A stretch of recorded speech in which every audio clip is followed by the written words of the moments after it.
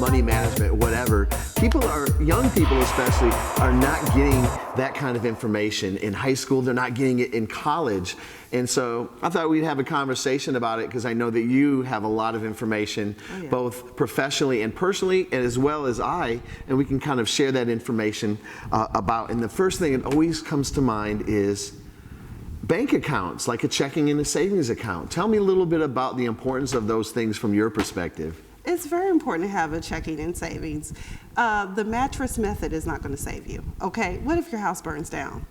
You don't have any money, but at least you know in your checking and savings where your money is. Now, the thing about having a savings account is this. I suggest that you get one of those bank accounts that's online, like one of these, the best savings account though is, what is it? Help me. Credit unions. Okay. They tend to have a higher interest. If you can just get a savings account with like maybe some sort of affiliation, like Orange County here offers it if you're a member or that works or lives, you know, it's an opportunity for you to save your money.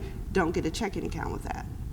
Keep your money, send $10, $20 from a paycheck. Yeah. Almost every employer has direct deposit these days. Yeah. You can send it there. And then with your checking account, it's okay to have a checking and savings because maybe there is an overdraft. We are human. We tend to forget that sometimes we've done a transaction and some people don't send the transactions through. I remember there was a time you could go to the gas station. Day one, it would show up as $1. The next day it would disappear, and then day 3 it would show up. Well, guess what? You've totally probably forgotten about that. I personally have a checking account where every transaction I do, if it doesn't show up, I can plug it in, and it'll give me what it is that my expected balance will be once that transaction comes in. But not every bank account is created that way. So, I mean, it's just important to have so you'll know where your money is, and they have great tools on them so that you can learn how are you spending your money. Am I spending too much time in Starbucks? I ain't gonna lie. I know that I know it's taken me a long time to kind of get into the groove because I used to let the checking account get so low that I was almost afraid to make any type of transaction and actually have taken cash to the bank.